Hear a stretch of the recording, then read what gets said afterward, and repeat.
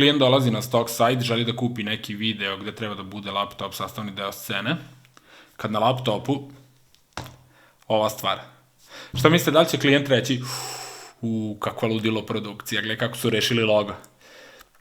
Ili ipak neće.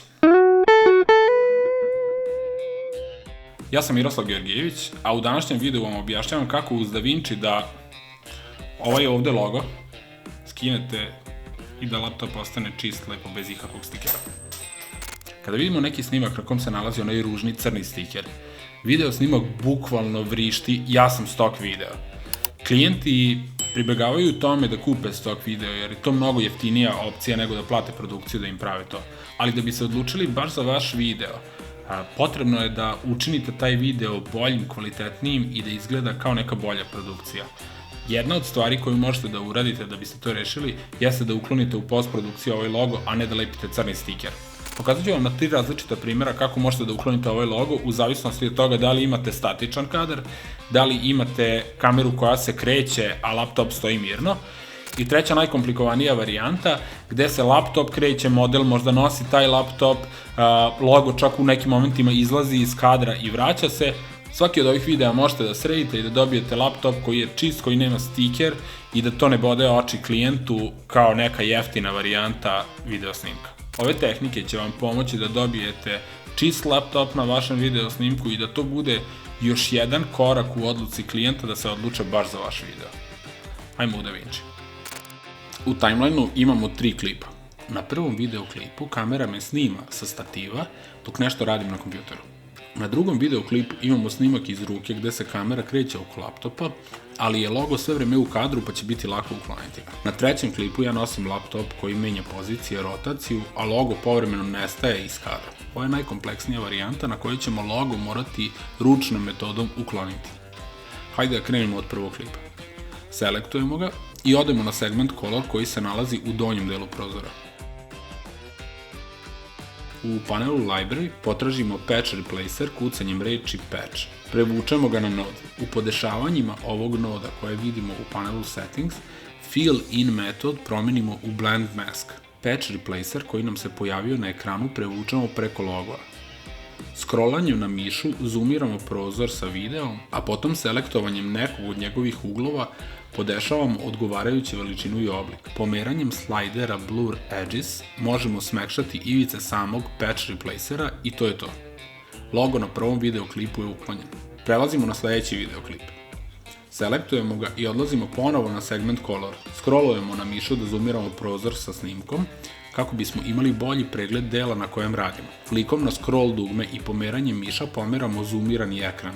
Otvorimo panel Tracker, a potom u ovom padajućem meniju odaberemo opciju Open FX Overlay, kako bismo videli Patch Replacer i krstiće trackera. Selektujemo ovaj mod FX, a potom možemo započeti dodavanje tracker pointa. Klikom na ovu ikonicu pojavit će se krstić na ekranu koji je potrebno da postavite na neki kontrastni deo logoa, na primjer na liniju između svetlog i tamnog dela. Kako se logo pomera na videu, može se desiti da se tracker point izgubi, pa ja praktikujem da ih dodam nekoliko. Kada smo završili sa dodavanjem ovih tracker pointa, potrebno je da započnemo praćenje u panelu Tracker. Postavimo playhead liniju na početak, a potom kliknemo na ikonicu Track Forward.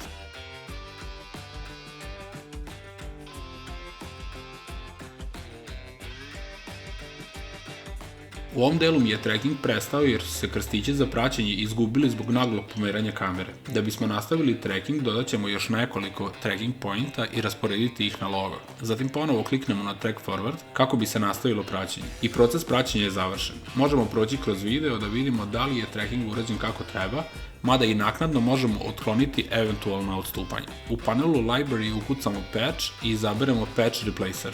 Prevučemo ga na node, a potom u panelu Settings, Fill In metod prebacujemo na Blend Mask. Podesit ćemo veličinu i poziciju. Preko slajdera Blur Edges možemo smekšati ivice Patch Replacera, a preko slajdera Variability podešavamo kontrast kreirane maske sprem uzorka koji je maska povukla iz okruženja. Sada ćemo prebaciti ovaj meni na Off da sklonimo krstiće i okvir Patch Replacera kako bismo videli rezultat. Evo i greške. U momentu kada su nam nestali krstići i kada smo dodali nove, došlo je do pomeranja samog patch replacera, pa će biti potrebno podesiti ga u tom delu. Pomeramo snimak do dela kada nam se replacer pomerio, a zatim ponovo uključimo OpenFX Overlay kako bismo ga videli. Kliktanjem na strelice levo i desno na tastaturi dolazimo do poslednjeg frejma kada je replacer stajao kako treba, a potom postavljamo na tom delu keyframe na poziciju, visinu i širinu replacera. Pomeramo se jedan frame u desno kako bismo došli do frejma na kojem je replacer smaknut i ponovo ga podešavamo kako treba, nakon čega se automatski dodeljuje novi keyframe za novo izabranu poziciju, širinu i visinu replacera. Na reprodukciji sada vidimo da replacer lepo prati logo. Ponovo isključujemo ovu opciju na off da bismo lepo pregledali snimak. Na sredini laptopa uočavam da je pogrešno podešen variability. Vraćanjem slajdera na početnu vrednost dobijamo željeni izgled. Time smo rešili i drugi video.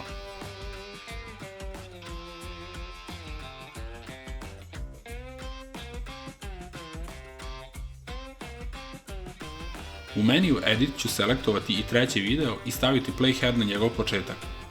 Prelazim u segment Color i ponovo tražim Patch Replacer u panelu Library. Prevlačim ga na Node, a potom Fill-in metod prebacujem na Blend Mask. Postavljam ga na deo gde će se prvi put pojaviti logo u kadru. U podešavanju Patch Positions stavljam keyframe na poziciju, širinu i visinu replacera. Obzirom da ćemo imati delove gde se logo ne vidi, biće potrebno isključivati vidljivo samog replacera, pa ćemo za sada staviti keyframe na blend sa vrednošću od 100%. Svako pomeranje replacera će automatski dodeliti nove keyframe-ove, jer ćemo ovog puta ručno menjati poziciju i veličinu patch replacera za gotovo svaki frame. Kliktanjem strelice na desno na tastaturi pomeramo se frame po frame. Kad god je potrebno, pomerit ćemo patch replacer da bi se ispratio logo. Rotiranje i pomeranje laptopa menja oblik logo, pa je potrebno prilagoditi veličinu, širinu i visinu patch replacera pomeranjem jednog od njegovih uglova. Kada smo došli do dela gde se logo više ne vidi, vraćamo se nazad do poslednjeg frejma na kojem se on vidi, a na blend stavljamo keyframe sa vrednošću 100%. Pomeramo se jedan frame u desno na kojem se logo više ne vidi i tu stavljamo blend vrednost na 0%, kako bismo isključili vidljivost maske. Sada se pomeramo frame po frame u desnu, dokle god ne dođemo do frejma na kojem se ponovo vidi logo, nakon čega se vraćamo jedan frame unazad da bismo stavili keyframe na blend slideru sa vrednošću 0%. Pomeramo se jedan frame u desno gde nam se pojavljuje logo. Preko njega podešavamo patch replacer, a blend slider postavljamo ponovo na 100%, čime mu se automatski dodeljuje keyframe na ovoj opciji. Korišćenjem ovih tehnika ispratite video do kraja i to je to. Sada imamo video snimak sa kompleksnim pomeranjem laptopa, ali koji je čist i koji nema logo ili stiker. Sve je lepo i čisto ko suza. Mislim da je ovo rešenje bilo prilično jednostavno. Gledao sam YouTube tutoriale na kojima je ovo na dosta kompleksniji način objašnjeno. Mislim da je ovo jedna jednostavna varijanta gde možete prilično brzo da rešite vaše video snimke i da dobijete ovaj čist i lep laptop bez logova. Ne zaboravite da se subscribe-ujete kako biste bili obavešteni o svakom novom videu i kako biste unapredili vaše veštine u videoprodukciji.